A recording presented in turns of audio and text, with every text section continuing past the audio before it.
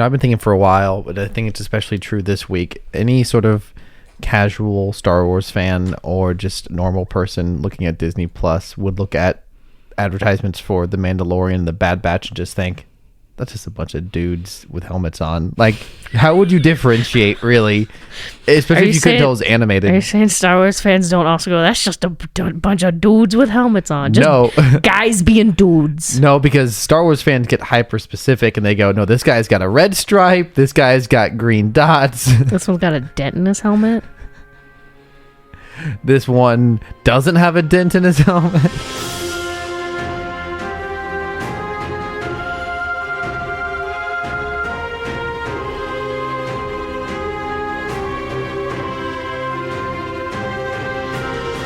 Well, guess what, everyone? It's Wednesday night, so that must mean it's Starformers night. Welcome to Rebels and Robots with Cameron and Rachel. This is our weekly chat about Star Wars and Transformers. We got an exciting week this week for you. Well, at least exciting before you've seen the episodes, perhaps. We've got 99% Star Wars and 1% Transformers. Oh, right. Yeah, if you're a Transformers fan, then this is not a lot going on this week. But Star Wars galore, with there being both the 11th episode of the season 2 of Bad Batch and season 3, episode 1 of The Mandalorian.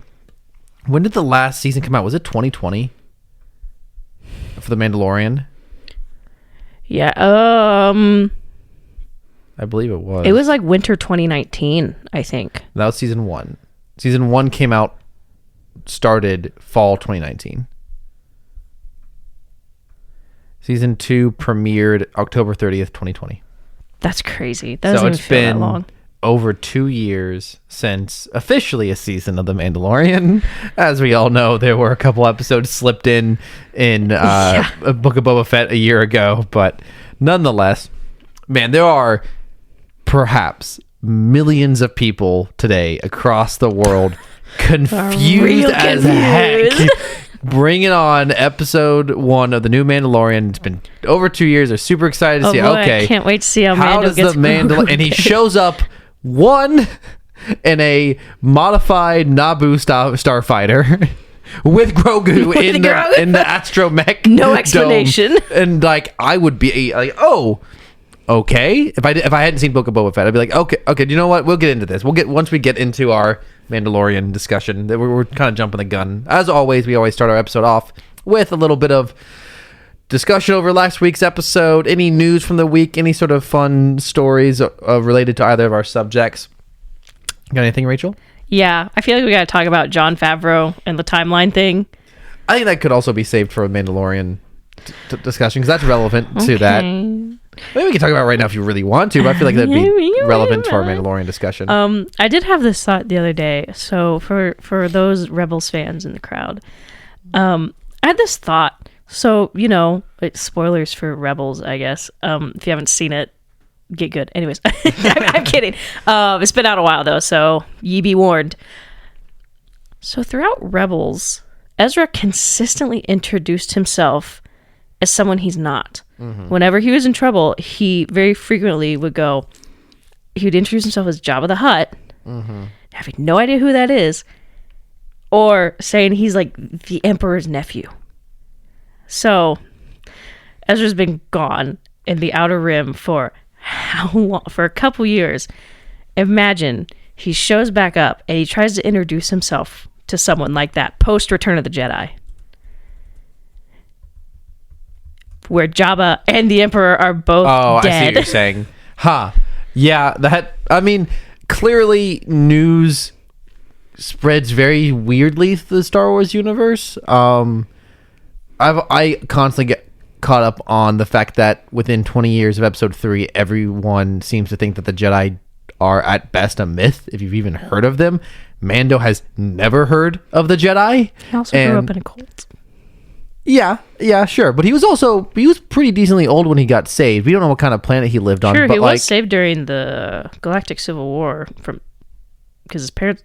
He saved from droids. Yeah, from Separatist droids. Oh, you're calling that the Galactic Civil War. I see.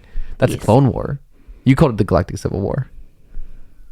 It's not. Okay. That's the battle between the rebels and the Empire. The rebels. Totally different thing. The rebels and the robots. The rebels the rebels are the ones in the Civil War, and the robots are in the Clone War. Anyways, so that is just the biggest example I feel in Star Wars of information spreading very strangely. I mean, it is a big universe, and especially if you live. I mean, I think it's easy to forget that there are planets that are less technologically advanced than Earth, and so there are planets that like are practically nomadic. Not nomadic. That's not what I'm looking for. They're tribal, or they're just like don't have much technology, so like information wouldn't travel there. And Do you think the Purgles got Wi-Fi?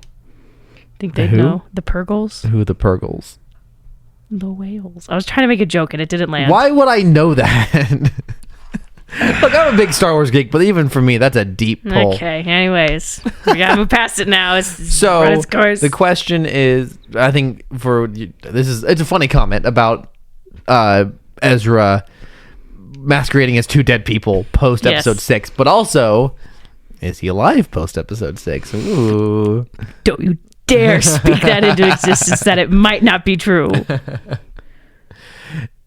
Is he being played by Aladdin? Is that happening? No, It's someone no. else. Okay. No, it's someone. It's oh gosh, I can't remember his name. It's not Aladdin, but the day they announced, At one point, he was either rumored or because semi-confirmed. some people fan cast it and it got a lot, and I think see. he tried out for it because I I remember see. he didn't get it because I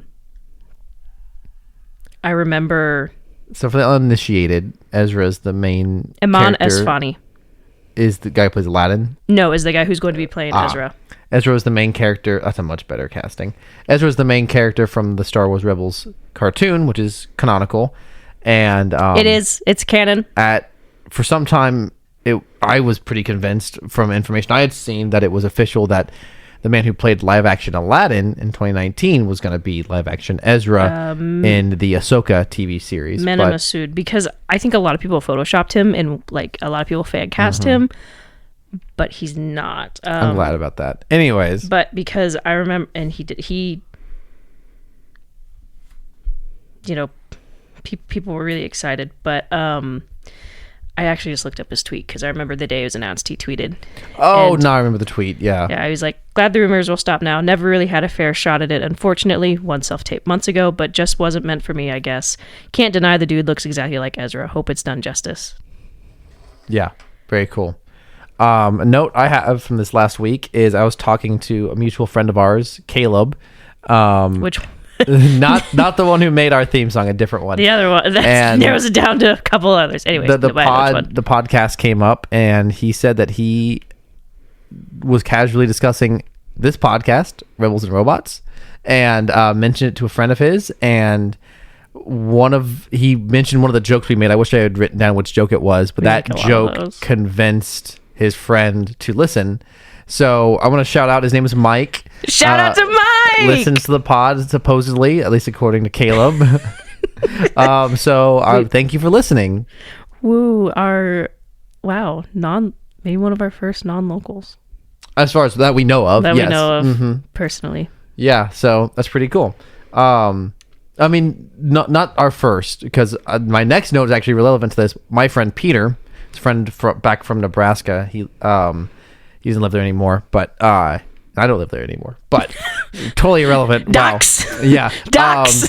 He listens to the pod, and he's been Snapchatting me all week. I don't remember the exact details, so Peter, if you're listening, I'm sorry if I get this wrong, but the general details of it are his friend, his housemate, probably had COVID, so Peter was having to quarantine in his room, and apparently Peter's main PC and television are in the other room. So in Peter's room, all he has is an old tube TV and a DVD player and the first 4 seasons of Clone Wars. Oh my god! So he's been Snapchatting me all week, like images from Clone Wars. It's been very funny to see his stuff. He referenced one of our favorite ongoing jokes from the Clone Wars, which is the constant gunship crashes that begin every episode. Oh yeah. And how they somehow always survive those. And his real life counterpoint to that was, he said people almost fall over every time public transit barely comes to a stop, much less survive a spaceship crashing. True. When trains crash and people like 8 cars back, like break their collarbones and all that. Fragile. Anything else from this last week for you?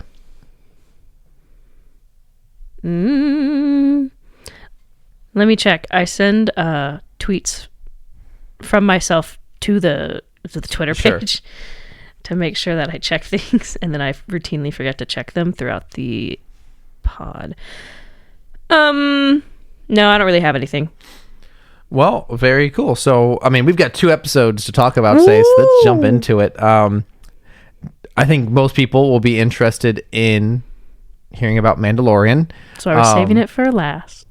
Do you want to save it for last? Oh, I thought we were going to. I thought we were going in watch order. My bad. We watched Bad Batch first and then watched Mandalorian. But I think I have more to say about Bad Batch, honestly. Really? I also have quite a bit. I have a lot to say about both. So let's talk about Mandalorian, because that's what people are here to listen to, I feel like. So let's give the people what they want so they can shut off as soon as possible. Okay.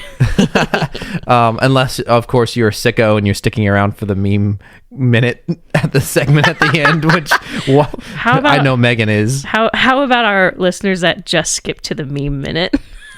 Time code in the description below. Oh boy, meme minute. This is too funny not to call out. I'm bringing up my Twitter as well, and the first tweet on my feed is a tweet from you. And your tweet is just, it's officially warm enough to wear chacos out again. It is! It's been above freezing, and the sun's been out. We need to get you R2D2 chacos or something. Don't tempt me. I'll go custom those right now, and I'll buy them. Or jazz tacos. Jazz chacos. And also jazz tacos. It's hard. I'm realizing now there are some Transformers names that are hard to say out of context. Did you hear that, Asina? That was top tier. Because it sounds like I'm talking about jazz music related Autobot jazz. That's what people do. People put Autobot before their name to make it better out of context. To differentiate from the music brand. Because I was about to say Jazz Autobot as his last name. You can get custom images on the back of your chacos. Oh, yeah? Yeah. Nice. Okay, so The Mandalorian Season 3. To resume our conversation from earlier about millions of people across the world being confused today is the beginning of this. I thought for sure, okay, they'll be able to remedy by The Mandalorian getting back Grogu in Book of Boba Fett. They will be able to catch people up with the recap at the beginning of this new episode. The recap doesn't even mention Grogu. You're going to watch Book of Boba Fett to understand, and you're going to like it. I also thought it was potentially going to start off with previously on The Mandalorian and Book of Boba Fett. Yeah, that'd be cool. To clarify, that's what this footage is from. Mm-hmm. Dude, people, they don't care at all, do they? They really don't care. Listen, you didn't watch Book of Boba Fett? Whose fault is that? Not ours. It just... I think they're just banking on 75% of the Mandalorian audience being Facebook moms who love Grogu, and they just don't care that they're just going to be happy. They're going to forget that he went away at the end of last season. I'm trying to convince my mom, because I think it was a couple months ago, and she's like, yeah, I'm still... She texted me, she's like, it was when the trailer came out. She goes, you excited for The Mandalorian Season 3? And I'm like, yeah, are you? And she was like, yes. And I'm like, have you finished Book of Boba Fett yet? She goes, no, but we finished episode 2. And I was like, Mom, you need to finish it. You need to finish it. Episode 2 of Season 1 of The Mandalorian? Of the Book of Boba Fett. Oh, right. Okay, sorry. I blanked for a second. I was reading something you had sent me. That makes more sense. Be a number of things. You're still very behind. You cannot start... I was like, Mom, please. Mom, you're going to be really confused. It's mandatory. It's required reading. And to continue the confusion, the first scene of this first episode of Season 3 of The Mandalorian is some sort of Mandalorian ceremony of the armorer. That was the first episode, the first scene, right? That's where it starts. Yeah. Of a young man being given his Mando. Very good. 2 comedy points. No, half a comedy point. Are you allowed to distribute those? Look, there are no rules. There are rules, but I don't abide by them. I can't stop me because I can't read. A young man, Doe, is being given his helmet. It's clearly a religious ceremony, and both of us, I think, very logically assumed this was a flashback to a young Din Djarin getting his helmet. He kind of had some young Boba hair. Yeah. For a second, I was like, and then a giant crocodile thing jumps out of the water and starts attacking them. And I think you made a comment about like, why do they have this ceremony here if this is even remotely a possibility? like, it's not a very good place to have that. Yeah, if dinosaur-sized monsters, which is relevant to both episodes that we watched today, dinosaur-sized monsters. If there is a dinosaur-sized monster in that water, they must be over the planet or something, or just the Mandalorians like to live dangerously. Loch Ness Mondo. You know what is with you in the puns today? It jumps out of the water, and this is a long fight. At least it felt long. The episode's only like 30 minutes without credits. Yeah, and short. It felt like there's a lot in there, which I actually liked quite a bit. But to me, I'm like, this is a terrible way to start this season with this flashback fight. Like, we're not really learning anything. This is really awful. Paz Vizsla looks the same. Yeah. How old? So that's the big Mandalorian, that's right? Jon Favreau, yes. I doubt that he's actually in that armor. Do you think he is? I meant to look it up. I don't. If now, hear me out. If you got the chance to give yourself a Mandalorian OC and put it in canon, would you want to wear the armor? I would. I would too, but I don't know. Just with how often he's true. He didn't direct this episode though. I know, but with how often Pedro Pascal is not in the armor as Din Djarin, I just always assume, and also. Pedro Pascal's not even in this season because he's too busy filming The Last of Us. So they just use his body double and his voice. But also, Jon Favreau is not in the credit list on IMDb, at least. Oh, so maybe he wasn't. Anyways, this fight goes on forever. And I said it was awful a second ago. Just like the feeling of this being the beginning of the first episode of a season, and it feeling like nothing that's happening has any plot relevance whatsoever. It's a flashback, not learning anything. And then Mando shows up in his midlife crisis Corvette spaceship, chrome Naboo starfighter, and wipes it out. It's a beautifully shot scene overall. Like the visual effects are incredible, and so it brings us into the reality of, oh no, this is present day for the show. I put quotes around that. And he lands and gets out all cool. That is one thing I will say after recently rewatching the first two seasons. It is undeniable how cool he is. It's just cool. So dang cool. Like that is absolutely undeniable. And there's so much, the sass levels are off the charts. And so he talks to the armor and gets confirmation that he needs to get rebaptized in the waters of Mandalore, which we already knew. I don't know why we needed this. I guess so. They're willing to recap something from season 2 of The Mandalorian, because I feel like that's the only necessity of him going back to talk to the armorer is just to recap this fact. But he also talked to the armorer in Book of Boba Fett. I'm sorry. Yes, that's when she told him to. I constantly you must be baptized. Get mixed up what happened in Mandalorian season 2 and what happened in Book of Boba Fett.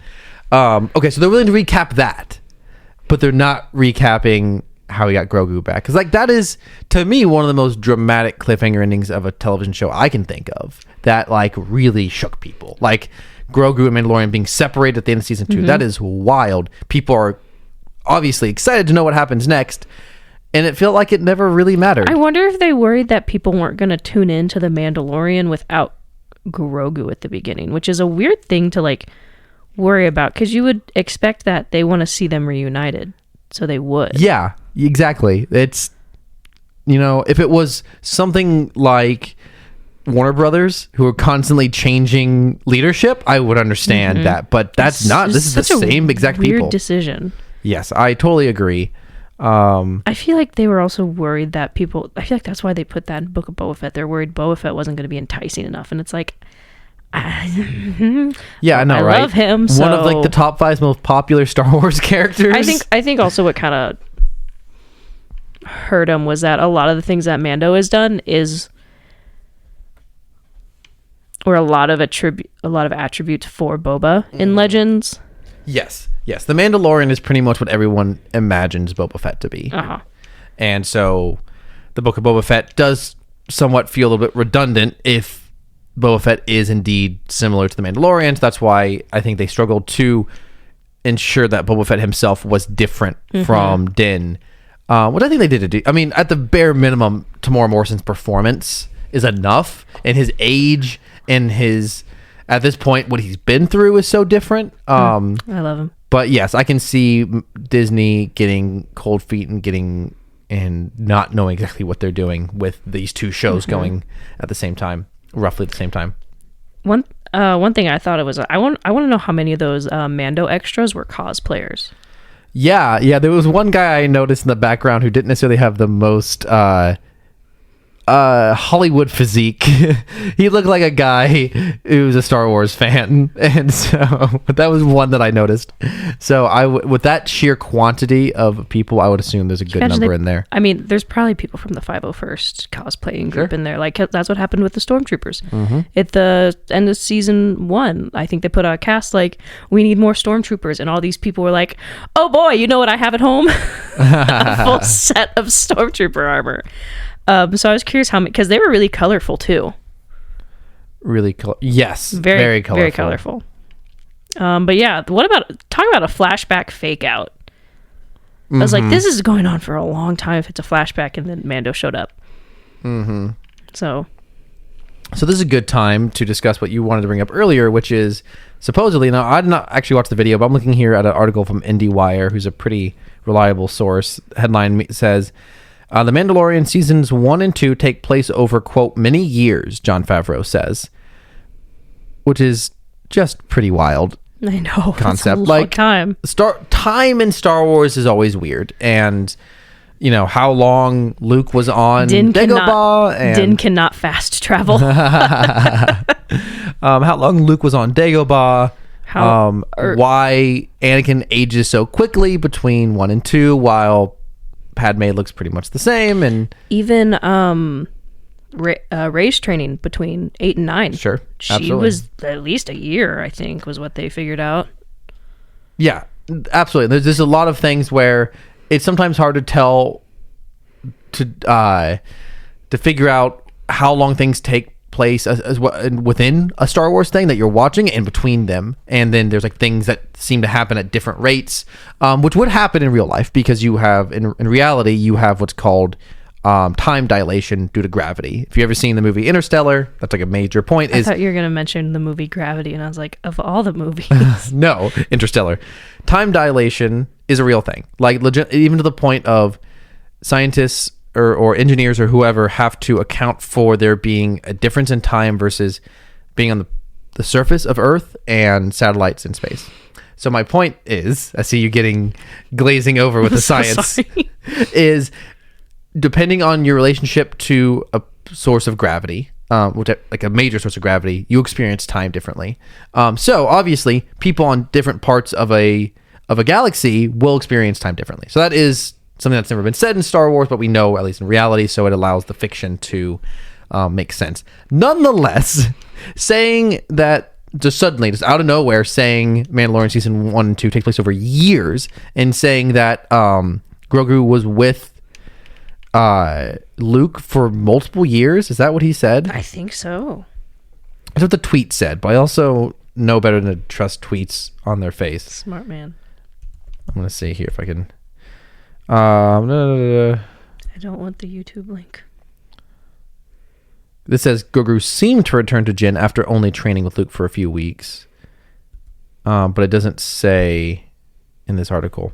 But nonetheless, so I feel like that really, it doesn't really change anything that you're literally seeing in this episode, but just overall when you're watching these shows, trying to just mentally consider how long have these characters been together, how long were they apart, how long has it been since blank happened. It is important, and I think something that does support the idea that it's been years is how they've aged Grief Karga. True. Which will transition nicely to the next segment of the show. So they return to... you're missing a very pivotal part. What am I skipping? When they're in hyperspace. Oh, yes. Very pivotal. Your reaction was very fun to this. You want to describe what happened? So we have Din asleep at the wheel in hyperspace, and Grogu is thoroughly chilling in his little space pod. First of all, that feels like very thin glass between them between them and the actual space. And so he's looking around, and Grogu looks off to the side, and through the hyperspace, something kind of there's a shape, there's a mass floating there, and I picked it up immediately, and I like gasped. I started freaking out, and I think you picked it up very shortly after. Yes, and it is, as we see, it's a purrgil, which are the space whales that Ezra really connects with in Rebels, and they are the only animals that can travel through hyperspace, and they are the animals that, I don't know, that the people in Star Wars studied to learn how to jump through hyperspace. And anyways, so it's a purrgil, which is amazing because I think that's the first time we've seen one in live action. Almost certainly. And so that just makes me more excited for Ahsoka, which is supposed to pick up after Rebels season 4, which is where Thrawn and Ezra got yeeted into space by a pod of space whales. Yes. So that was just so cool. Even if it's not connected, it was just like, This is yet another example, I think, of Disney seemingly just not caring about the general audience and what they think or notice. Because if you don't know anything about Rebels, which I wouldn't blame most people for not knowing, this is going to be nonsense. It's going to be like, I think at best you're going to think, oh, this is a tease for something later in the season. Obviously, for big geeks like us, we know this is the biggest moment in this episode. This is the biggest deal. This was the highlight for me. This is huge. I mean, I mean, we already knew after in season 2 when Ahsoka said that she was looking for Thrawn. That was huge. But this is just further another step down that path of all of this being what we really ultimately care about is continuing the story from Star Wars Rebels. That's what ultimately why we're here. Like, we like The Mandalorian, we love Grogu, we love Star Wars, we're happy to be in this universe, but Rebels is such an excellent piece of Star Wars storytelling, and to continue that story, get to return to those characters, get to pick up where that show left off in live action with this budget, this level of visual effects is incredibly exciting. But so a very brief moment, and it continues on. Grogu somehow gets into the cockpit with Din Djarin, and he's got a little tunnel. The unseen way that he gets over there. And so then they return to Navarro, the planet that's very widely or heavily featured in the first season, where Grief Karga has become the Grand Magistrate. High Magistrate? Oh, he's a high, not grand. High Magistrate. Yeah. And so it's now a very respectable. What did you say the people on Reddit are saying? Someone on Twitter said they gentrified it. Very accurate. Or yes. On Reddit. Did I say Twitter? You said Twitter. Yeah. It doesn't really matter. Reddit. Both cesspools of nonsense. I realized recently listening back to the pod, we alternate between dunking on Reddit and like saying that the people there are really smart. That's like a super cool thing on Reddit. Yeah, we just like are constantly flipping back and forth like a metronome. Anyways, look, if you're on Reddit, you gotta be on both sides. Like you gotta make fun of it and then acknowledge that there's some gold amidst all of the crap. Correct. So we meet some fun friends, characters on Navarro. Some pirates show up. I'm gonna be dead honest. Missed opportunity to have Hondo show up. Yes, as soon as they said this pirate's here, I knew that's where your brain would go. I know they're supposed to be an antagonistic group, but I'm just saying we gotta have Hondo. Yes, it would have been nice. Is there any? I wonder if there's any canonical explanation for where he has been through all of this. So he first shows up in Clone Wars. Yes. He's rich, and then by the time we see him again in Rebels, he is no longer rich. He doesn't have a crew. It's just him. It's him. And the other pink guy, very large. Yeah. Yeah. Gross. I can't remember his name. And so that's where we see him. And I know I can't remember if they help in the finale. They do. They help kind of smuggle the rebel forces into Lothal a little bit. Anyways, that's really kind of the last we've seen him. So I'm just saying, Disney, bring him back. Yeah. And so they get into a little shootout with the pirates. And, obviously this is not furthering the plot whatsoever. Though I always have the joke in my head that because season 1 of The Mandalorian ended with him like going back and recruiting the friends that he made along the way, I always have the ongoing joke in my head watching The Mandalorian. Okay, who's he going to recruit from this episode? But new companion acquired. It is clearly the point of this is just to have fun. The sequence is the fun with the costumes. The aliens look great. Navarro looked fantastic. Oh yeah. Whether it's the volume. For those who don't know, the volume is, instead of using a green screen, you have these big LCD screens around the set so that you can have actors and the actors be able to see their environment rather than a big green screen, as well as the lighting will match instead of like traditionally when you're using a green screen, it's going to be difficult to match whatever you put on there to what footage you shot. So the footage is normally shot very flatly and plainly so that's easier to match. When you're using the volume, you're not having to match the lighting later. You can control. Yeah, gonna knock a drink over there. Mandasporian over there. Spore. Why did I say spore? Mandaporian. Oh my god. Good night, everybody. Anyways. So Grief whether it's the volume or sets or whatever, the city does look great. Sorry, I was gonna say it's just looked pretty good. Which makes me understand why it looked so small and cramped in Kenobi.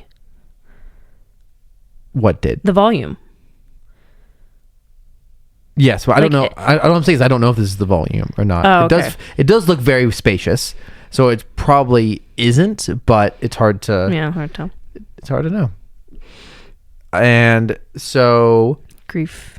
Oh. They get in a shootout with these pirates and only leave one alive, and all the costuming looks good. First mistake. Except for the eyes. The eyes are a little too human on all these guys, so it brings the suspension of disbelief, or it brings me out of it. The immersion is cut a little bit because I can... But that's also just... It's always hard to know what decisions are being made due to like budget restrictions and or talent restrictions, and what are they doing on purpose to make it still feel like Star Wars. Because obviously... It should never be perfect, because then it wouldn't resemble the world of the original Star Wars. But nonetheless, that's just an observation I made. They continue on. Mando wants IG-11 back because he needs a droid to help him go get rebaptized on Mandalore. And Grief Karga's trying to be like, you should be my marshal. Oh yeah, and he's like, where's Cara Dune now? Obviously, if you don't know, Cara Dune's real life actress got in a lot of trouble, saying a lot of mouthing off on the internet and stuff, and got herself fired. And I think this would have been the explanation anyways, because she was, as far as I know, she was going to be the lead of the Republic Ranger show. Yeah, something like that. So she probably would not have been his marshal anyways. But it is still funny, nonetheless, that we have this throwaway line explaining why Cara Dune's not around. She's not here. She's got another job. Yeah, she got recruited. She got recruited by the Republic. Anyways, that's enough of that. And so he needs IG-11, so they try to fix IG-11, and he like builds just his top half, and it defaults back to its original programming and tries to kill Grogu. Kill mode. And so they take it to... And we have a scene of Mando throwing a very obvious Grogu doll. Take him. And so they need to go get it fixed, and they go looking for some people on the planet who can fix it. And so what was the name of this species? Anzellans. And I didn't know that word, but you should, if you've seen recent Star Wars, you should know the name Babu Frik. Or at the very least, hey! Certified hey moment. Little friend from Star Wars Episode 9 who erased C-3PO's memory so that they could get the language out of his head, or the information out of his head. And the absolute show stealer of that whole movie. And so now we get a bunch of them. And one of my favorite fun facts is that, so not to get off too on a side tangent, but that planet gets destroyed because the Empire's like, we can't have this insurrection, so we're going to destroy them, because they do that. And what was it? They showed it they had to put Babu Frik back in at the end in one of the ships because they showed it to George Lucas, and George Lucas was like, "Where's I thought it was Spielberg. Was it Spielberg? I think Maybe it was Steven Spielberg. Well, someone in the big shots was like, "Where's the little guy? You gotta bring back Babu Frik," and so he shows up with. Is it Lando? No. Is it Wedge? No. The Poe Dameron's girlfriend. Oh, the girl. Like, whose name? Not to reduce her to a relationship to a man, but I can't remember her name. Fling. Friends with it. Anyways, and we get the critical. Hey. And Cameron, you had a really funny comment. I don't remember what I said. Sorry, I'm kicking my table. So they show, this cast of Aunt Zellens, and Cameron just say, "You're as beautiful as the day I lost you," even though we haven't seen Babu Frik yet. Well, they're all beautiful. I love all of them. They're just, man, they're like little Italians is what they are. They're phenomenal. They're so great. Like little Guidos from Cars. Yes, very accurate. Yes, I like that. That's a good parallel. And so they're like, we can't fix him, or I wish I could do a good impression of him, but I don't like broken. It's broken. It's broken. No fix, broken. And then Grogu sneaks up behind him and gives him a big hug. And it looks like he's gonna eat him because that was my first thought. He's gonna eat him. What is one of the most notable qualities of Grogu? That he eats things. Yeah. But he just want to give him a hug. And Din is like, no, not a pet. It was also really funny because Hanzon was speaking to Din, and he's like, I don't understand you. And so Grief Karga is like, starts translating, and the sentences get more, English or basic technically, and Grief Karga is still translating. But one of my favorite parts about that scene is them fixing it. And then the shot of Grief Karga translating, he's on his knees, and then it switches to a wide shot, and Mando is sitting crisscross applesauce. Oh, that's hilarious! Well, that's the only way he could. It's a tiny shop with a tiny door, and which it cuts to them sitting on the outside to Mando being on the inside. But I had the image while this scene was going of him having to like crawl on his stomach into the shop, which is hysterical. I love it. It was a perfect door for Grogu, though. Oh, yeah. It's a spacious area for Grogu. He's like, hey, this is good, but not too big. Got friends? Snacks, maybe? And so they decide that they need to go get the chip in order to give IG-11 life again. And along the way, the pirate gang shows up again in the spaceships, and we have a nice, fun space fight, dog fight, as it's normally called, with airplanes. Would have been very nice for Boba Fett to just show up and seismic charge him, just like his father. I would typically think that would be a terrible call just to have a popular character show up for no reason, but I want revenge for the lost Boba Fett time. Oh man, again, not to go off on a tangent, but that was probably one of the funniest. It was such a cool scene in Book of Boba Fett, but also one of the funniest one because the upright Slave One just looks like a T-pose. Yes, the flying T-pose. There was a lot of controversy in the fan base whenever the Lego for the ship was not called the Slave One. It was just called Boba Fett's ship or something like that. I think so, and I think people thought they changed the name from that. They just named the ship style, but his is still. Oh yes, they named people thought they had renamed it. Firestorm? I have no idea. I don't but if they just I would forgive. I wouldn't care if they changed away from Slave One. I really don't care. But if they had renamed it to T-Pose ship, I would have no qualms with that. Anyways, nice fun spaceship battle. The big pirate man shows up and he looks like one of two things. Someone on Reddit described him as Spinach Pizza the Hutt, which is a reference to the movie Spaceballs. It's a parody of Star Wars where instead of Jabba the Hutt, it's Pizza the Hutt. Or he looks like the DC Comics character Swamp Thing. I also saw this comment where someone was like, on Reddit, where someone was like, I really wasn't expecting them to go the whole like actual like space pirates route with the whole Avast. Oh yeah. And someone made that comment there. I really weren't expecting them to do that. And the top response was, "We have Davy Jones at home." Yes, he also looks like a discount Davy Jones from the Pirates of the Caribbean films. But you know what? Even looks very silly. I still appreciate practical makeup as opposed to CGI. One of the things that's cool post Empire is that we get to see more of the species in Star Wars, because during the times of the Empire they don't really like them, so it's kind of nice to see some more species diversity.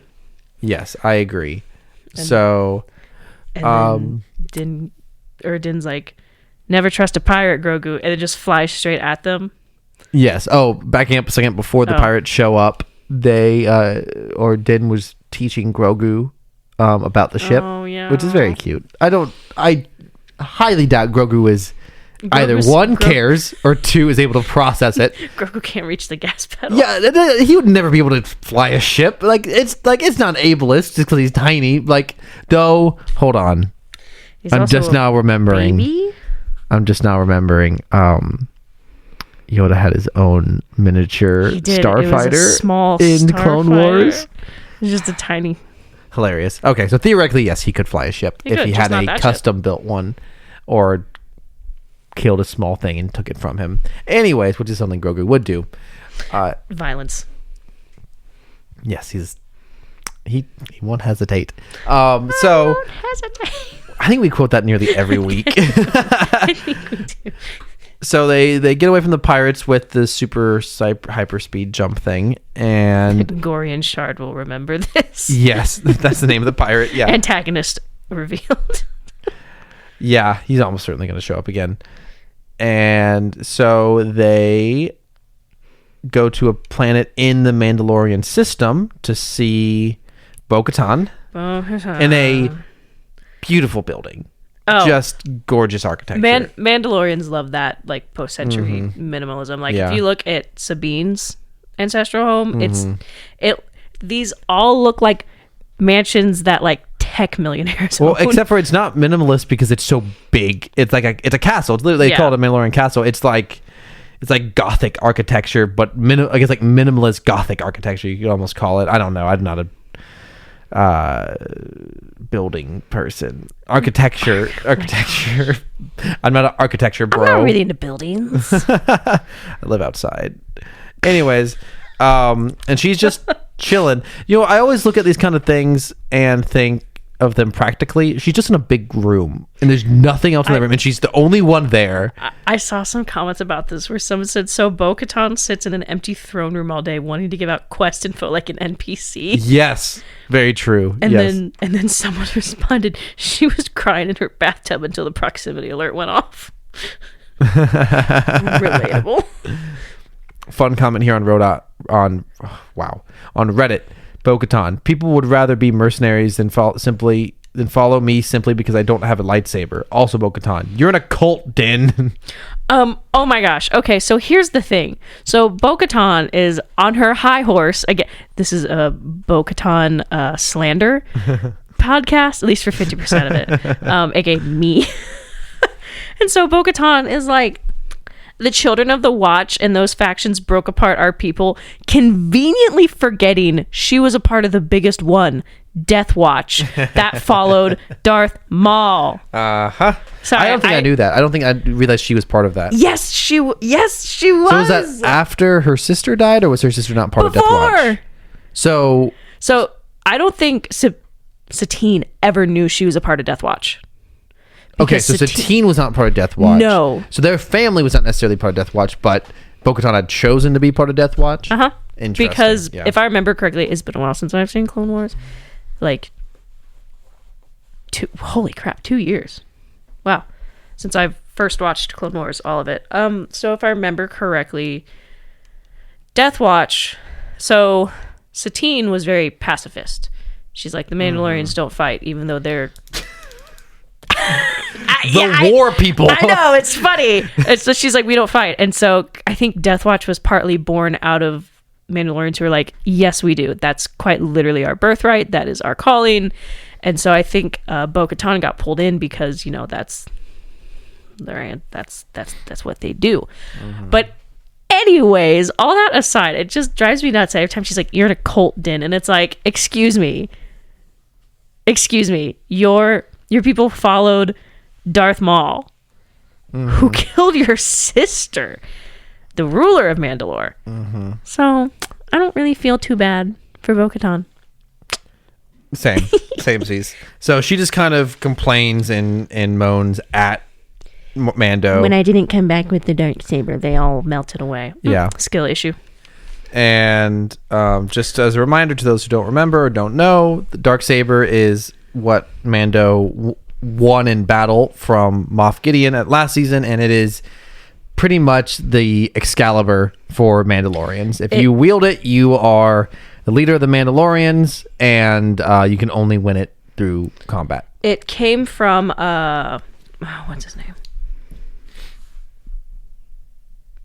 I can't John Darksaber.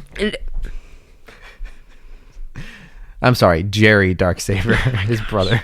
I can't remember what the name. John Darksaber owned a nice line of muffin shops. The Darksaber was crafted by the first Mandalorian Jedi. Ah. And I can't remember his name, but so it has to be won through combat. His name was Darksaber. Anyways. Oh wait, I have his name. His name is Rachel? Shut up. Look, you can't waste this much time trying to find one piece of information and expect me to vamp. Yes, I can. Nope, I don't have the name. Okay. Wait, no, I do. I promise. I'm sorry. Look, how many times do you think I'm going to believe you? Taro Vizsla. Great. Oh, Vizsla. Yes. Who else has that name? I know that name. Who's Vizsla? Okay, so oh shoot. Star Wars Vizsla. Pre-Vizsla. Oh, yes. Who is one of my favorite jokes I've ever made is when he dies and I made a post-Vizsla joke. Top. Pre-Vizsla, post-Vizsla. Yeah, so he was a Rebels character, correct? No, Clone Wars. You're thinking Gar okay. Saxon. Oh, okay. So pre-Vizsla, it's like the House Vizsla. And if... Oh, gosh. Don't forget...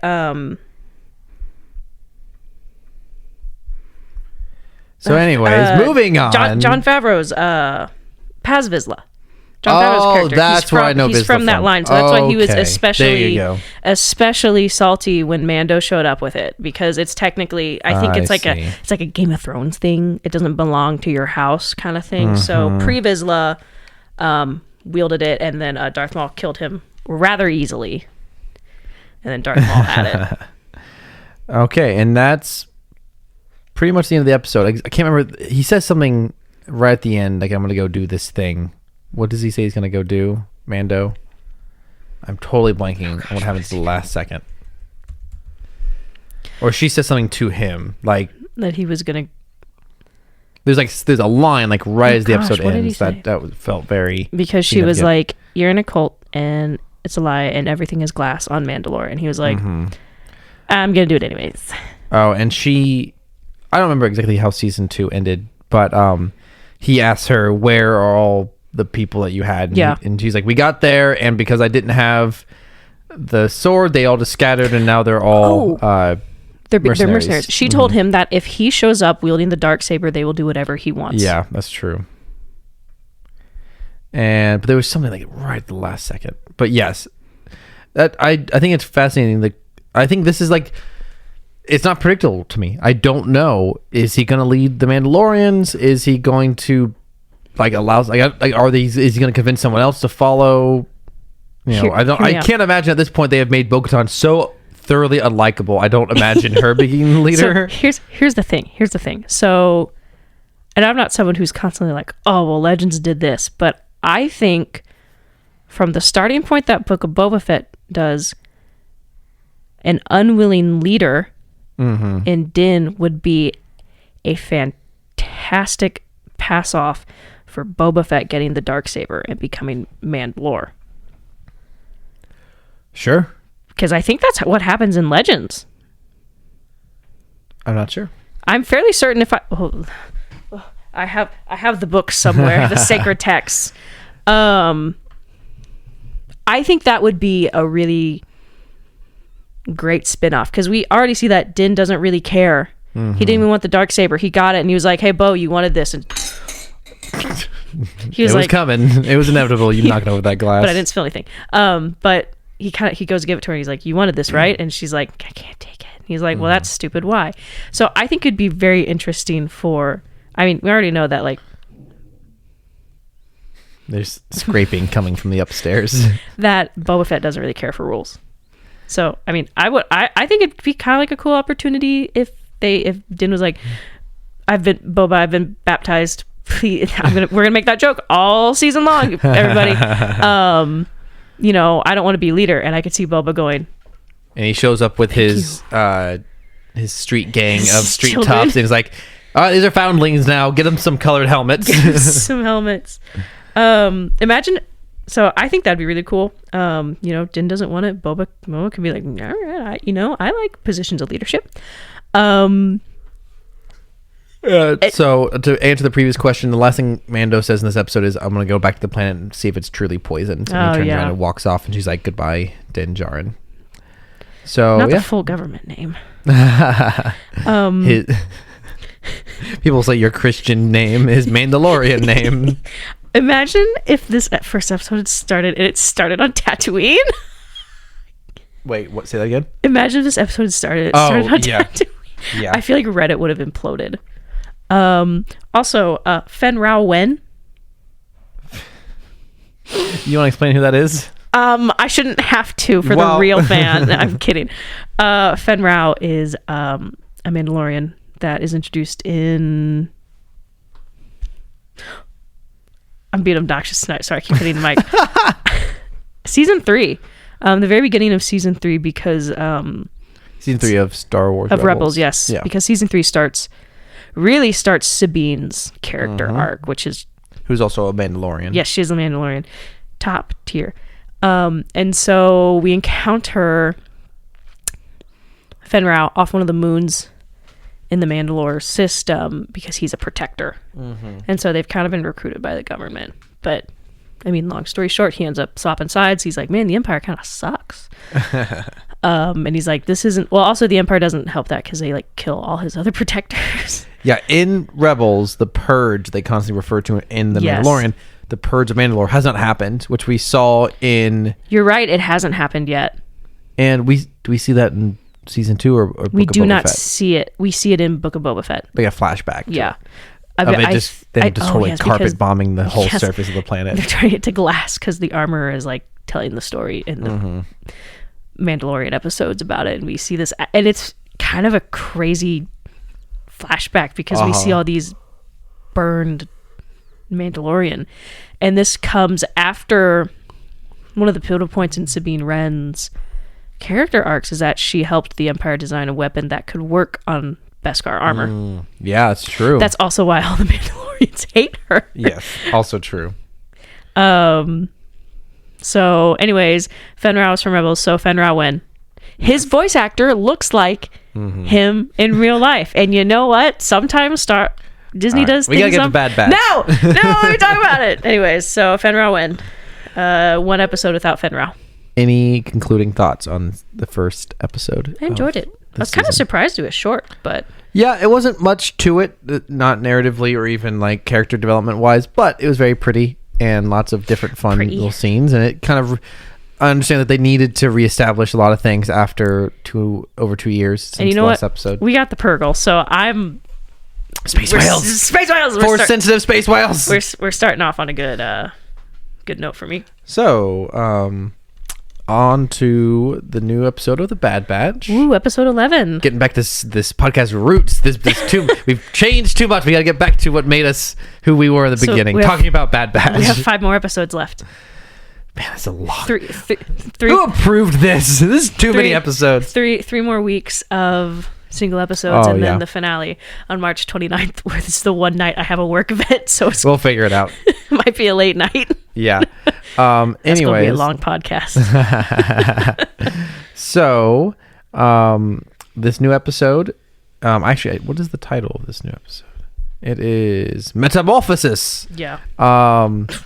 opens with a ship landing out of hyperspace, It and is a it's all rough shape. smoky and out of shape. And there's we cut in on a commando clone, they weren't utilized very well, but I still love seeing the commando clone design. Originated in the video game Star Wars Republic Commando, which is pretty much just Halo for Star Wars, and I love it. The clone designs are excellent. Oh no! Oh no! Oh, that's what happened to Geeky Mandalore. reference. Yes, that's very accurate. And I have written down that this commando gets aliened. Oh my gosh! Ridley Scott's Alien. Immediately, as soon as the opening, I mean, I don't know how many times I was like, aliens, during this entire film or episode, because just from I really like the Alien. I love the game Alien Isolation. Played it on hard mode because I could. Anyways, the opening shot is like, this is aliens. It grabbed him from the top. They love to do that. Yes, and we couldn't see what grabbed him. No. And so it cuts to an Imperial research facility, I believe. Is it the next sequence? Yes, I can't remember the name. Tarzo? I don't remember, something like that. But I recognize it because it's the same planet they took Nalase to at the end of season 1 when they were like, your skills are going to be very useful to the Empire. And that's where it ended. And so then it cuts to Tantus. Oh, and by the way, so this Imperial officer that we see here is played by Jimmy Simpson, who, if you saw him, I think you would recognize him. He's in a lot of movies. That's him right there. That's not a great photo. Is he in Mission Impossible? No, I don't believe so. I'm trying to figure out what I know him from, though. He's one of those actors. He's one of those guys. He's got the face. Yeah. Let's see here. I'm scrolling through IMDb to try to find something recent. He's been in a lot of television. I'm not finding anything that I really know. Jimmy Simpson? Yeah. I guess you have to look him up and figure out for yourself what you know him from. He's definitely It's Always Sunny in face Philadelphia. that I know. It's Always Sunny in Philadelphia. He's not one of the main characters, though, of that show. He's just kind of in stuff, I guess. I can't really nail he's down. recently been in Westworld, Black Mirror. So I've never watched any of those. Either. Star As Trek. always, I search for Transformers to see if there's Green any Lantern, Transformers Beware connection. My Power, 2022. Yeah. Anyways, he definitely, I could tell he was a live action actor just by the way he delivered the lines. It was good acting, I would say, but it was very clearly normal acting and not voice acting. Yeah. And you know, you got to wonder if they are intentionally. Oh, this guy's name is Dr. Royce Hemlock, by the way. That's the character's name. They intentionally cast live action actors so that if they want to do the character in live action. Exactly. As soon as they introduced that character, I was like, I can guarantee this man probably looks similar to his voice actor. And then there's a character named Dr. Scad. Oh, I lost the name. Where'd it go? Apparently he's in The Death and Return of Superman. Oh, the documentary. Short. Yeah. Oh, short, not the documentary. Yep. No, that's a different thing. One of the female doctors, her name is Dr. Scalder, but the actress's name is Helen Sadler. Ah, that's good. Which is the woman's name from Jurassic Park. He's in Herbie Fully Loaded. Wow. Anyway, getting back on track. So we cut to the Bad Batch haggling with Sid over doing the job to go and track down this wrecked ship and retrieve its contents. And they're pissed because they're like, you left us on that planet. Like, I feel like this is probably the angriest we've heard Omega. She's like, you left us. And Sid's like, I mean, what are you talking about? It's just business. So they're mad. But yeah, so they show up to get this, get the bag. And so I looked at Cameron and I was like, you know, how long do you think how many more episodes after this do you think they're still gonna be with Sid? Because, you know, it seems like from the way Tech and Hunter were talking, they've talked about not working with Sid anymore. Yes. And can you say, I didn't expect him to be here this long. Yeah, last week I predicted / wanted to bring into the universe. What is that called when you say something you want it to happen? Manifesting. Manifesting. Thank you. I was trying to manifest into reality them both killing and immediately eating Sid, so that we never have to see her ever again. I'm gonna feed her to Wrecker. I believe it. Hey, she's not human, so it's not immoral. Anyways, Rachel's pointing at her cat. She's taking a bath. She's precious. Thanks. You're welcome. She was getting mad at me earlier. She almost sat on your lap though. Yeah, I think it was because she thought I had snacks, which I did, but they were not for her. I had a lot of crinkly stuff tonight. She really reacts crinkly. Anyways. She associates it with chips. Okay, so they decide to do it for 50% of the job. Yeah. And anyways, I totally lost my train of thought there. We're thinking they show up. And I tricked me for a second. The village built into the side of the mountain looked like Canto Bight for a half second. Yeah, because it was a city built into a mountain and it had the lights, and I can see where I had a similar thought. Can you imagine if they showed up and it was Canto Bight? That would have been crazy. Wild. They would have been yelled at for parking by Joseph Gordon-Levitt. Oh, I don't think I knew that was him. That's funny. Yeah, he's the alien that when Finn and Rose, I think, park their ship, he's like, "You can't park there." Yeah. And it's Joseph Gordon-Levitt. And so they find the ship and they figure out what caused it to break, and it was an alien that feeds off electricity. And lots of fun shots, like, not ripped from Alien, but super inspired. Like when Wrecker picks up the flashlight and it's sticky. And he's like, "Oh, that's valid." I would have been like, "Ooh." I wouldn't have picked it up, but that's just me. And then we see the spit dripping down from the ceiling is aggressively alien. Agreed. And they figure out they actually cloned this creature off of a creature that attacked Coruscant in the Clone Wars. And I got that info. Which is, because what they find on the ship is they find Kaminoan cloning materials.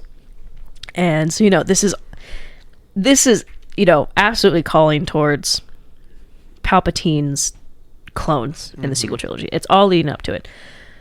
And so this thing, for those of you that haven't seen Clone Wars, it's called, I'm going to read it skim from the wiki. Okay. The Zilla Beast was a semi-sentient reptilian insectoid species endemic to the planet Malastare. Basically, the Republic was fighting on that planet, and they used a shock bomb that woke it up, and so they finally knocked it out enough. And the Dugs, with the native species of the planet, were like, "Hey, Republic, you woke this up. You gotta leave this. You gotta kill it." So, seeking to obtain the creature for scientific research, Supreme Chancellor Palpatine and Jedi Knight Anakin Skywalker, the dynamic duo, covertly arranged for the beast to be immobilized by several stun tanks, giving the appearance it had been killed. They bring it to Coruscant. It wakes up. It's mad. And it very nearly... it escapes. And I think it very nearly kills Palpatine, because it's semi-sentient, and it's kind of been tortured in its captivity because they want to test it, and so it's associating Palpatine with bad vibes. And so it very almost kills Palpatine. But so what happens is, because it's in Coruscant, it puts millions of lives at risk, and forcing the Jedi into action, they eventually kill it. But Palpatine keeps the body in order to attempt to clone it. So it was really interesting when they brought that up, because I was like, wow, what a callback. I think that might have been season 4 or 5. So it's from where I think it's like for one of the few iconic shots of Palpatine riding away on R2D2. I think that's where that. Do you know what I'm talking about? No. Oh man, I'll show it to you. But there's that's how they rescue him. It's kind of silly. So the creature starts off approximately human-sized and then gets big real fast. Not them. They released an apex predator into an unwilling environment. Really like Jurassic World. So we've kind of got aliens, and then I love you can say Jurassic Park too, but Jurassic World, especially with it's very Indominus Rex. Sure. Yeah. So one of the interesting comments that I forgot her name, Omega makes, is that she's talking about these experiments, and the Bad Batch is like, why are they moving their experiments? And Omega makes a comment where she goes, the Kaminoans had other cloning experiments, but they happened off world and Nala Se didn't tell me about them. And so my first thought was Exegol. I don't know if it's that deep, but I don't know. Yeah, there's no telling where it is. And then Tech says that the Empire did not destroy Kamino to stop cloning. They stopped it to control it. It's just like the economy. And I had a thought to myself. I think a lot of us have been assuming ever since The Mandalorian season 1, where they started to create the mystery around why the Imperial Remnant wanted Grogu. And then Bad Bat started this whole mystery about why Omega was created. And then there was the research facility in Kenobi. We're all just assuming, they're just going to explain how, you look confused. Do you know what I'm talking about? I remember. What do you mean the research facility in Kenobi? In Kenobi, it's the underwater base. The Inquisitorius Sanctor. Oh yeah. In that facility, they have all these frozen Jedi and people. True. Yeah. And so there's a whole lot of little teases of Imperial research going on, specifically mostly around DNA and cloning and force sensitivity. Most of us assume this was just them building towards explaining how Palpatine came back, returned. Which is a terrible thing to build towards, because we already know what happened. If it was if episode 9 had not come out yet and we didn't know that, it would still be annoying that Palpatine came back, but at least the whole of Star Wars would have built up towards it instead of him just somehow returning. I had the thought, though, what if that's not it? What if instead they're building towards a new villain who is this intentionally created force sensitive creature? Snoke? Again, not interesting. We have already seen him. His story's been played out. What if it's someone that'll be a villain for this in between period? True. A clone that's force sensitive oh my gosh, from Legends. I forgot what you were talking about for a second. Whose name is Luke with two U's. I would be so mad. I think so. Look, there's a lot of things that are cool in Legends. That's one of my biggest turnoffs for Legends. Is they're we have an evil clone of Luke, but we put an extra U in his name from his hand that we found off Cloud City. And when I'm saying there's precedent, what I'm saying is stop manifesting things. I don't want it to happen, but it could. But also something I didn't even consider that you said in response to me saying that was that could very easily be used to retcon Luke's behavior in episode 8. I said that as a joke. I didn't take it as a joke because I can see them doing that. If this whole thing is just a way for them to canonically retcon, ultimately it would be them taking what Mark Hamill said and actually doing it. Mark Hamill made this comment in an interview about episode 8 saying, this is not my Luke. This could be a different Luke. This could be Jake Skywalker, which is a stupid thing to say.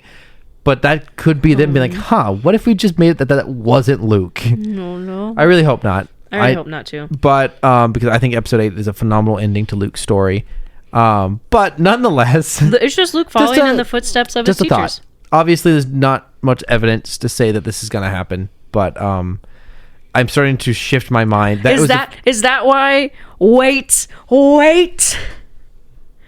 It's never been regular Luke Skywalker the entire time.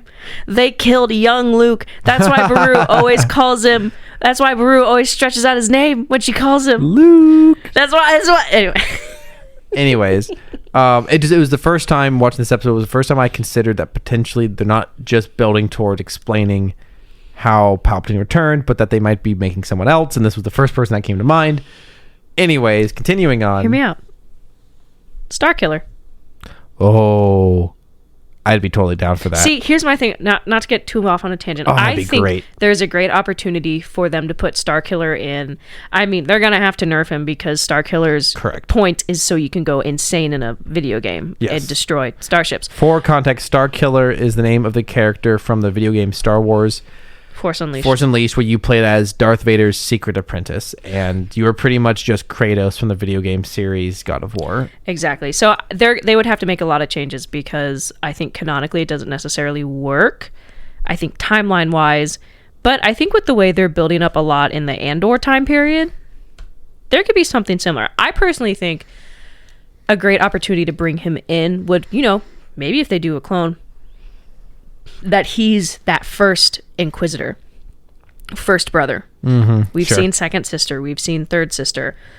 We don't have a first one yet. There's just been the Grand Inquisitor. I think it'd be really cool. I mean, I think that'd be a great way to introduce him. I mean, it's not the first time we've seen. I mean, Reva, she didn't like switch sides, but she did kind of like lose her steam with the Empire, and left in the Tatooine Night. But so I think. And the main reason I'd want to see Starkiller at all is not because I think Starkiller is that great of a character. He's not. I love Sam Witwer, the actor who plays him, because it just his pure commitment to Star Wars. He also went on to voice Darth Maul in all the cartoon versions and do other voices, like he does Palpatine sometimes. I just love this guy's commitment to Star Wars, and I think I would love for him to get a chance to actually do a live action version. You promised to stay away. I lied. That's one of my favorite quotes from The Force Unleashed. So good. So nonetheless, so they're chasing down the creature they released, who's now got big, and the Empire shows up, as they do. And honestly, this is actually for the best. This is fine. It definitely required multiple Star Destroyers to get this thing out of the system, but now they captured it instead of killing it. I had to laugh when the Empire shows up and they're like, and they managed to capture it, and Wrecker's like, they're taking it away, and Hunter's like, oh well, too bad, bye. And he leaves. He's like, well, we gotta go. And the Bad Batch just escapes, and then it cuts back to the Imperial research facility, and they bring in. So at the beginning of the episode, they're having trouble. There's pretty much like 3 Kaminoans that we know about left. One of which being one of the head researchers, Nala Se, and then the Prime Minister, and Lama then whatever her name is, the senator. Yeah. And so they bring in Lama Su to try to convince Nala Se, just to give them information on how to get the scientists to work for them again. And he is pretty much, you need the girl, referring to Omega. Girl. And I just went, the Heart Osborn, reference to Spider-Man. Anyways, so I didn't think it was a phenomenal episode, but it ended like quickly for me, which is saying a lot. Like it felt like it went really fast. Okay, this sounds terrible. I've been enjoying the Bad Batch, but man, I kind of thought this whole second season was going to be about this stuff, like finding more out about the clones and the more plot related things. Yes, and not doing more jobs for Sid. Yeah, so I'm really excited to see this, and hopefully, based on their response after this, I think what they find in that ship with the really is like things are going really bad, and with the Empire setting their sights on Omega again, I think there's a good opportunity that we will see less of Sid and more Bad Batch doing things. So here's a thing that I thought, and I saw this get brought up. So Clone Force 99, the Bad Batch are like the top clones. They are the guys you call in when you have a really bad mission that you need help with. That's Anakin and Cody called them in to go rescue Echo on Skako Minor. Every mission or episode they have ends in disaster, almost. Like every mission they're on that starts out stealth doesn't happen. Like me playing a stealth video game where you have the option to go stealth or just shoot your way out. It's like when you start in Hitman and then you get caught by too many people and just kill everyone on the map. So the thing is, like, is that just how it is? That's just normal for them? Are they they just like go in and kill everyone, or sorry, stun. Yeah. No one dies in Star Wars. That wouldn't be profitable. Unless you're Captain Wilco. No, he's just still falling.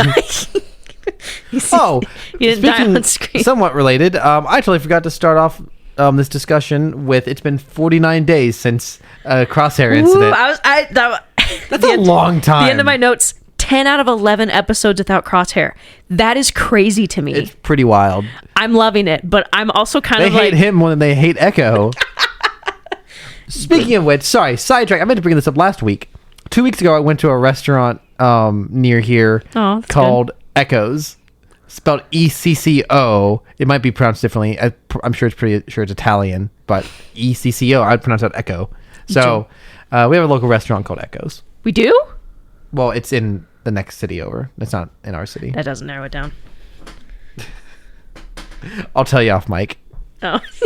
Someone's going to track our IP address.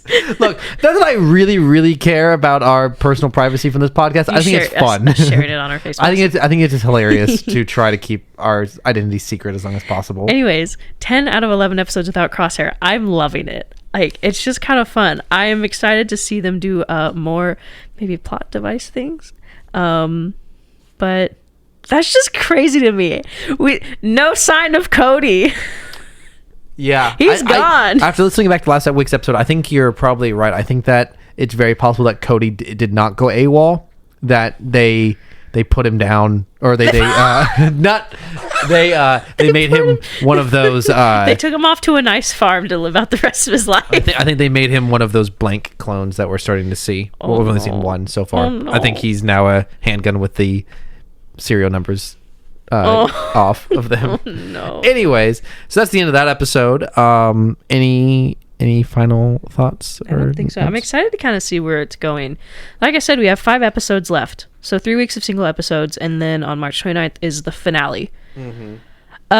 So I think at this point it's pretty obvious there's going to be a 3rd season. At least they're planning for one. It'll depend on whether it's good enough or it does well enough for them to approve of 3rd season. I mean, unless Vader shows up, and I keep waiting for this to happen. Vader shows up in the last episode, wipes everyone out. That would be. I would love. You know what? I want them to be able to tell the story they want, but if they knew, like tomorrow, that or like let's say like the last day that they were making the show, they said we're not renewing it, and they said okay, well, we have to wrap this up, and that's how. Instead of like the show had been building towards a cliffhanger, and in the last just 2 minutes they're like, well, we have to wrap this up somehow, and that's how they do it. Is Vader just shows up and kills everyone, like, oh, okay, and then it cuts to the happy Star Wars music. Something has to happen that makes Wolf, Gregor, who we haven't seen since last season, and Rex go into exile. Sure, yeah. For us to see them in Rebels. Anyhow, so that's the end of that discussion of the Bad Batch Season 2, Episode 11. Entering our final segment of the show, which is Meme Minute, but it's longer than a minute. Is it a meme parsec? Is it a meme astrosecond? For you to decide. Mm-hmm. Anyways, I don't have any memes. Do you have any memes this week? I've got some stuff. This isn't a meme, but so someone... We start every week off that way. We do that every week. We go, this isn't a meme, but... I'm sorry. So it's a scene from the Mando Season 3 trailer where we have someone cutting into the Jedi Temple. Yes. And so we're like, oh, this is probably Grogu's Order 66 memories. And someone said, imagine if this isn't Order 66 and it's actually a flashback of Clan Vizsla retaking the Darksaber.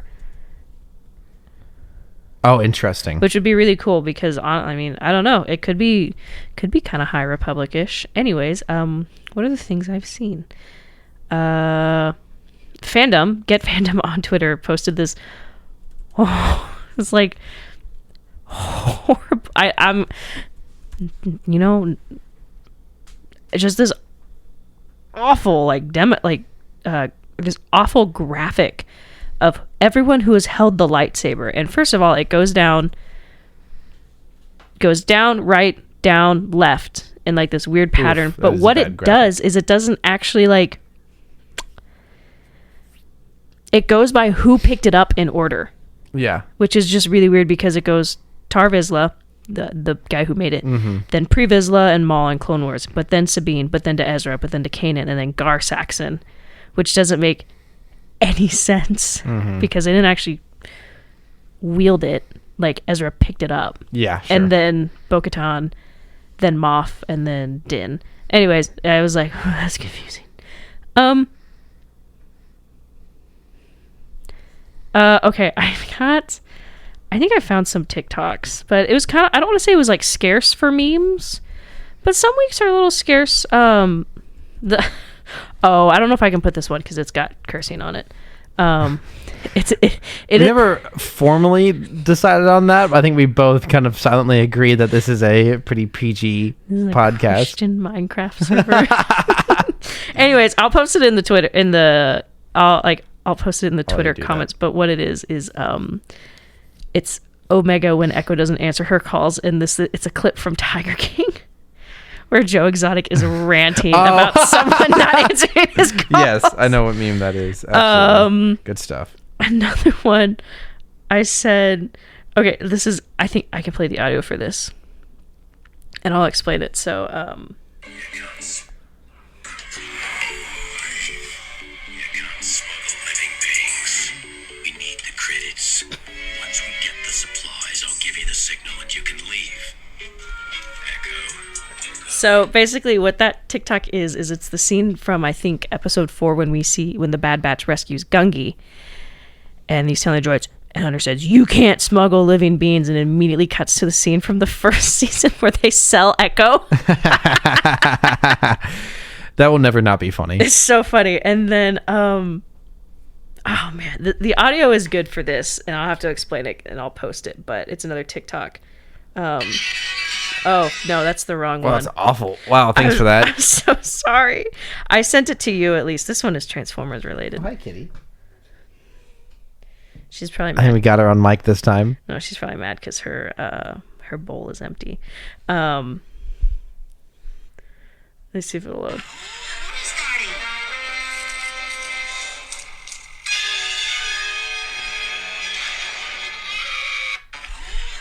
I don't know if you watched this, but so it's a clip of SpongeBob and Patrick, and obviously they say, "Oh, the movie's starting," and the scene cuts to that shot from Transformers 4 of the Romeo and Juliet card. Oh my gosh! Oh, we have to explain that one real fast. Okay, so in Transformers, what is the name of that? Age of Extinction, the 4th live action film. The one with the dinosaurs. I have such a funny story with dinosaurs.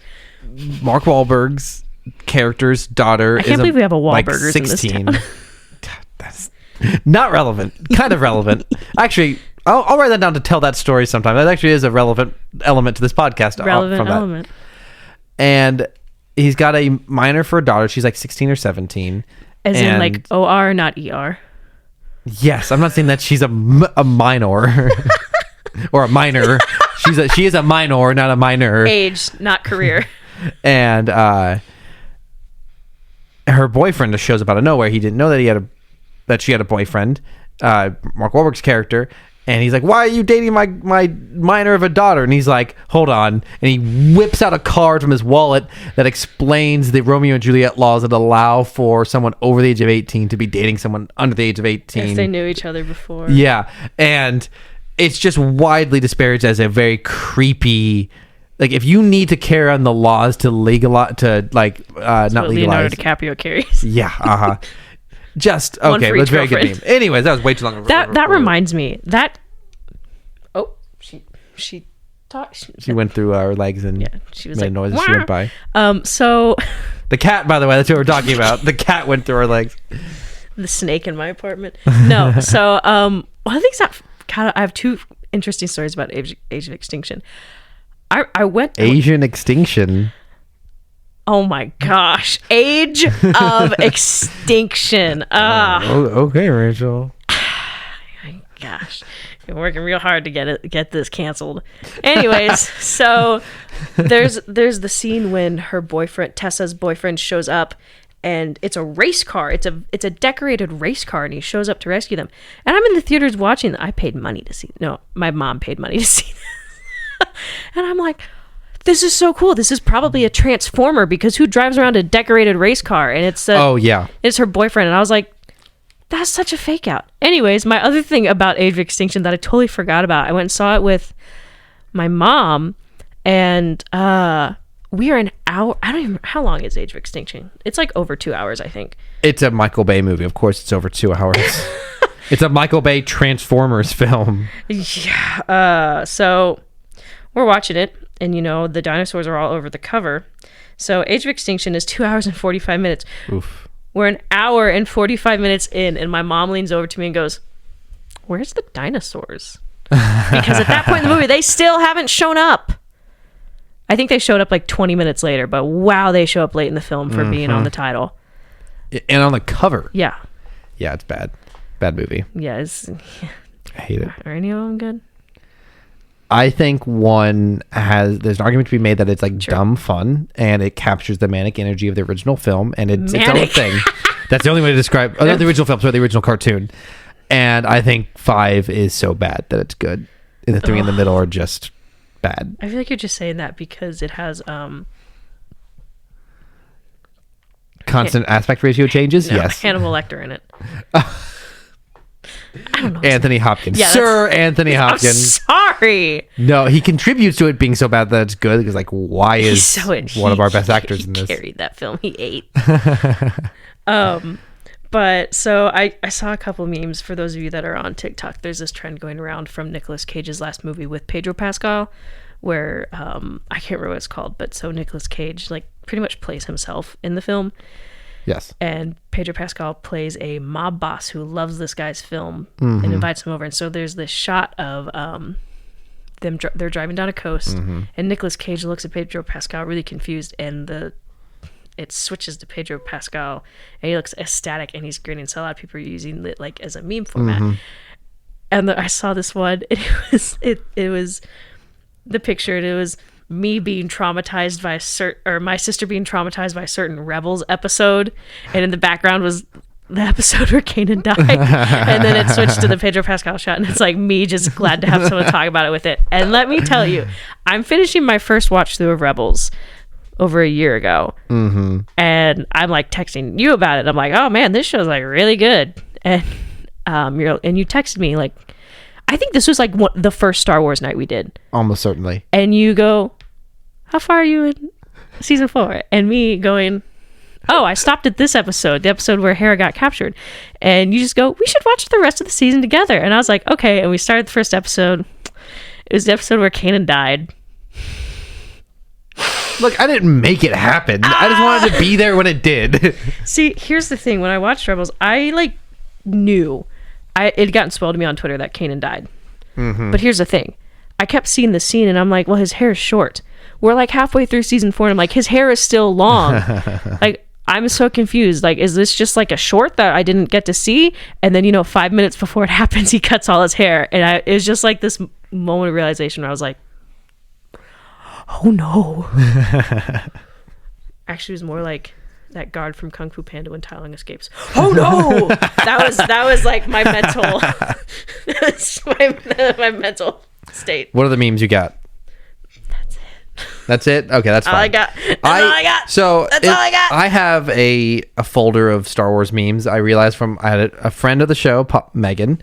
Whenever she first watched Star Wars for the first time a couple years ago, I made her a folder of Star Wars memes I had on my phone. I will start pulling from that, I think. But we've gone on long enough. We're about to hit an hour and a half, so I think we're good. So we're going to wrap up the podcast here. Wrap up the podcast. As always, thank you to Caleb Jacoby for our intro and outro music. Man, he just always is great with that. Props to our very own Rachel for the artwork. So this is Cameron and Rachel signing off, saying, don't hold your religious ceremonies next to a body of water known to contain a giant dinosaur. Good night, everyone. Good night.